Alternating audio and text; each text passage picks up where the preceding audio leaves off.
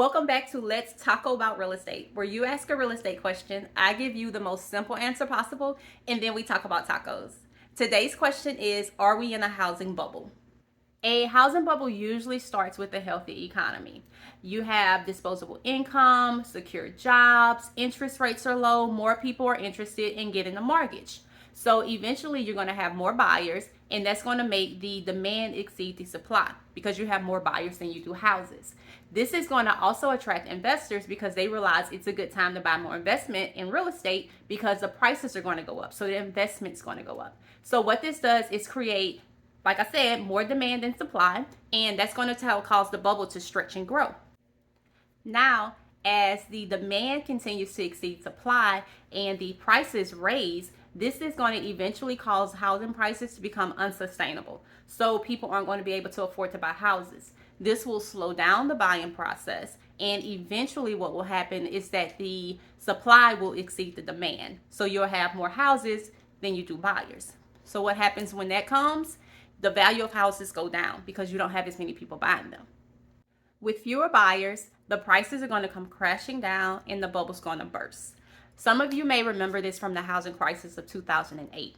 One thing to note about the housing crisis of 2008 is that had a lot to do with predatory lending, which is when lenders give out loans to people who really don't qualify for them. So let's look at some data to see if we are in a housing bubble right now. Reason number one is that our lending standards are currently tighter. During the housing crash of 2008, there was a lot of predatory lending going on, so more people were getting approved for loans that really didn't qualify for them. Reason number two, houses are more affordable. During the bubble, houses have unsustainable prices that leads to an increase in supply. Going into reason number three, we're talking about the increase in supply during a housing bubble. We're in the opposite. The supply is actually down. We have a demand for houses. Reason number four, our foreclosure situation is completely different than what it was during the 4 years of the housing crisis. So based on that data, no, we are not in a housing bubble. And it's not predicted that we will end up in one. But with everything, control what you can control. And what you can control if you're looking to purchase a house is to getting something that you can afford. Make sure you can afford your monthly payment, even if you're pre-approved for more. So that way, if something does happen with the economy, you're still good and you can keep your home. Now, in addition to the demand for houses going up, my demand for tacos has gone up. So sometimes I have tacos for breakfast. Let's go head down to Rio Tacos and Tequila and see what breakfast tacos I had. You can find Rio Tacos and Tequila downtown on 3rd Street, right below City Bar.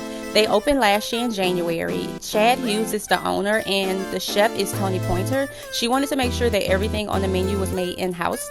Today I had the breakfast taco plate. It came with 2 tacos that came with eggs, cheese. I chose the sweet and spicy bacon as my protein, and it came with the Rio house potatoes. These were so good. If you're not able to make it for breakfast and you go during lunch, my favorite is the fish tacos with pineapple salsa. That concludes this week's Let's Talk About Real Estate. Come back next week where we will be discussing investment properties and more tacos. If you have any real estate questions, please feel free to reach out. And as always, I'm never too busy for your referrals.